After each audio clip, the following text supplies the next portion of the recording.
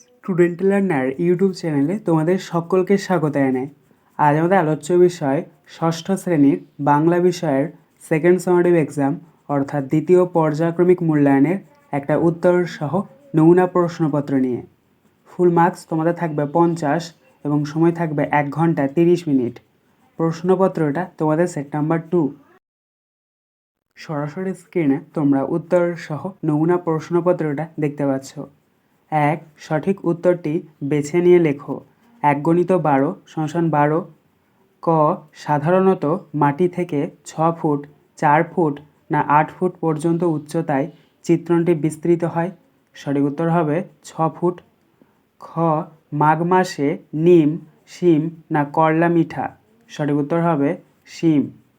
গ. অনুসর্গের প্রচলিত অপর একটি নাম হলো উপসর্গ, কারক না পরসর্গ। সঠিক উত্তর হবে পরসর্গ। ঘ. বিভক্তি যুক্ত হয় শব্দের শেষে, শব্দের মাঝে, শব্দের আগে না শব্দের পূর্বে। সঠিক উত্তর হবে শব্দের শেষে। ইঙ. বাপ বাঁচলেম এ কথা বলেছিল বর্ষা, পিঁপড়ে, ঘাস না বৃষ্টি। সঠিক উত্তর হবে পিঁপড়ে। চ. নাম অনুসর্গ 3 প্রকার, 2 প্রকার, 4 প্রকার না 1 প্রকার। সঠিক উত্তর হবে 3 প্রকার। ছ. বাবদ শব্দটি কোন শ্রেণীর অনুসর্গ? সংস্কৃত, বাংলা, দেশি না বিদেশি। সঠিক উত্তর হবে বিদেশি। বর্গীয় জ. সঠিক পংক্তিটি চিহ্নিত করো। চিরকালই একই লেখা, চিরকাল একই লেখা, চিরকাল একই খেলা না চিরকাল একই কাজ।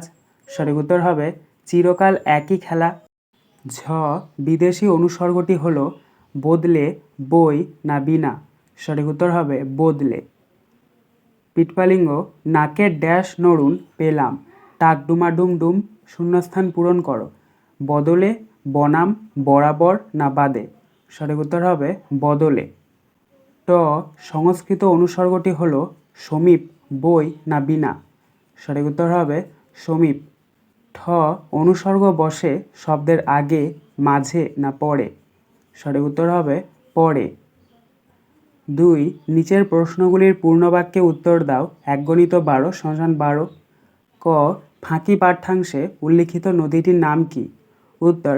ফাঁকি পাঠ্যাংশে উল্লিখিত নদীটির নাম কাঠজড়ি। খ. এক ভুতুড়ে কাণ্ড গল্পের লেখক কোথায় যাচ্ছিলেন? উত্তর. লেখক হুড্রুর দিকে যাচ্ছিলেন। গ.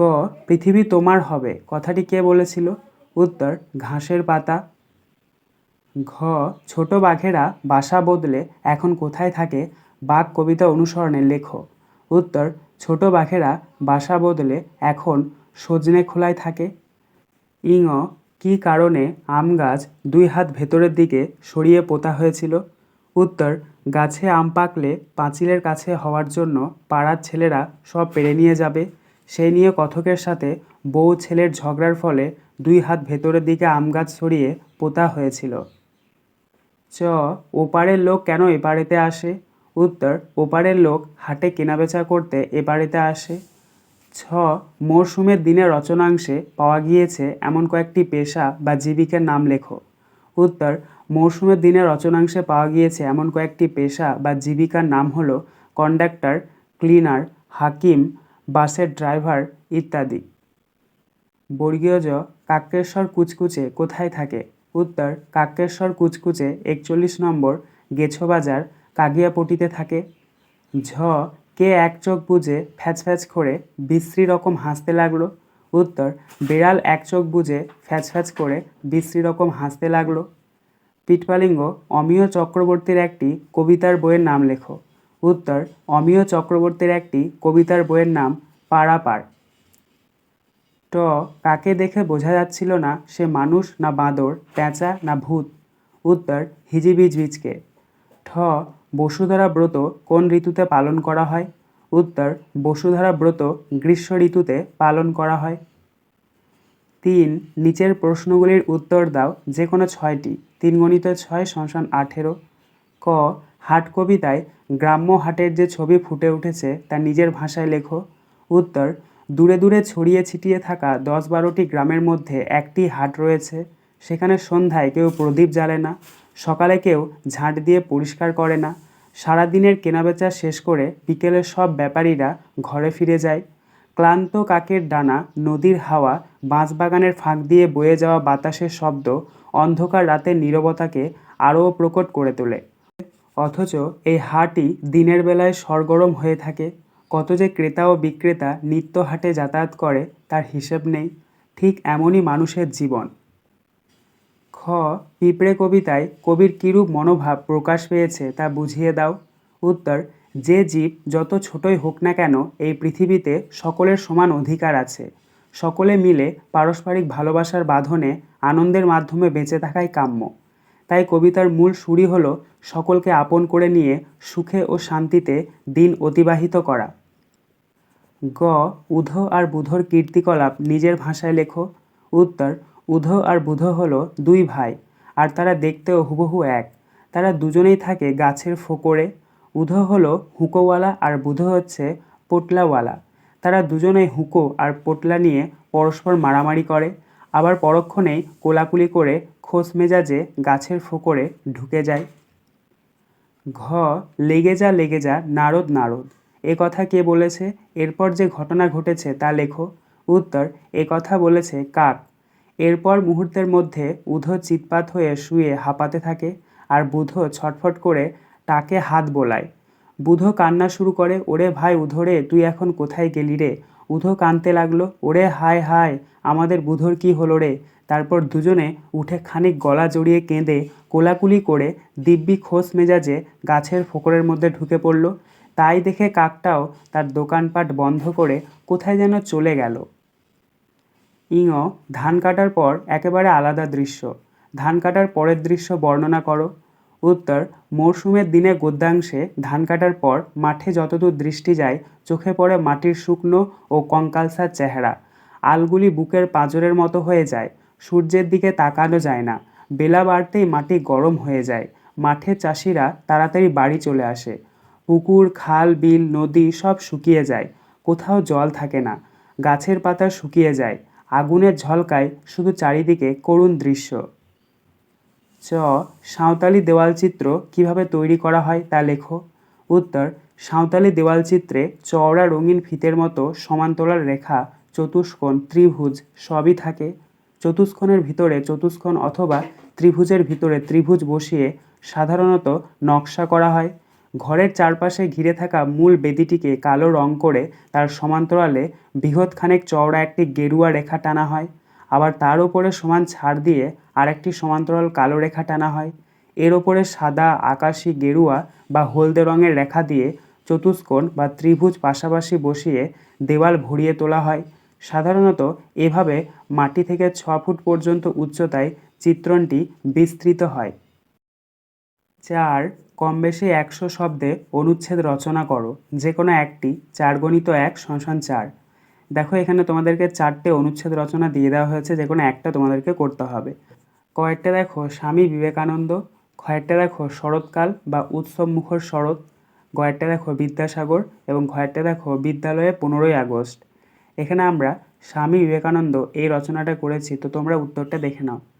প্রথমে তোমরা উপরে হেডিং করবে স্বামী বিবেকানন্দ, নিচে তোমরা লিখবে 1863 খ্রিস্টাব্দের 12ই জানুয়ারি বিবেকানন্দ উত্তর কলকাতার সিমলা স্ট্রিটে বিখ্যাত দত্ত পরিবারে জন্মগ্রহণ করেন।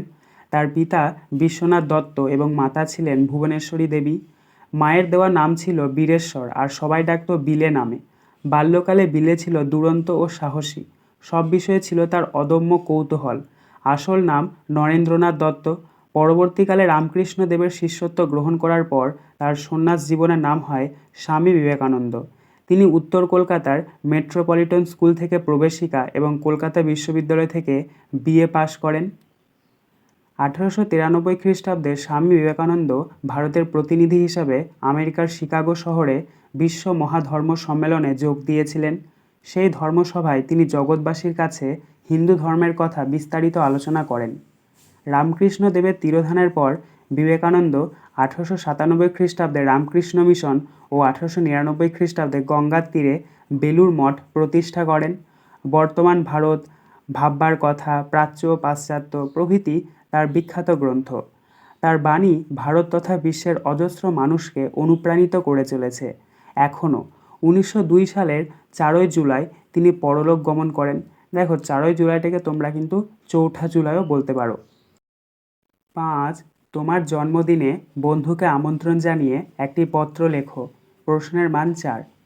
প্রথমে তোমরা ডান দিকের ওপরে নিজের ঠিকানাটা লিখবে। দেখো এখানে যেহেতু আমার ঠিকানা বারুইপাড়া সিউড়ি বীরভূম 731102, তোমরা নিজেদের ঠিকানাটা লিখবে।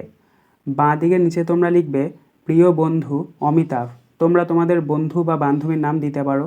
কমা দিয়ে নিচে লিখবে কেমন আছিস, অনেক দিন তোর কোনো খবর পাই না। আমরা সবাই ভালো আছি। তোকে এই চিঠি লেখার একটা বিশেষ কারণ আছে। আগামী 5ই এপ্রিল আমার জন্মদিন, ওই দিন তোকে আসতেই হবে। বাবা মা আমার এবারের জন্মদিনটা বড় করে পালন করছেন, তাই একটা বাড়িও ভাড়া নেওয়া হয়েছে। বাড়িটি হলো আমাদের পাড়ারই পুষ্পাঙ্গন। ওই দিনটায় আমরা বন্ধুরা সবাই মিলে খুব হইচই করব, দুপুরে খাওয়া দাওয়া হবে, তেমনি বিকেলে নাচ গান আবৃত্তির একটা ছোটোখাটো অনুষ্ঠানও হবে।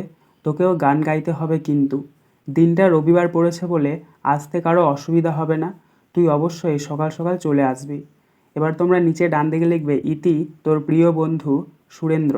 যেহেতু আমার নাম সুরেন্দ্র তাই সুরেন্দ্র লিখেছি, তোমরা তোমাদের নিজের নামটা লিখবে।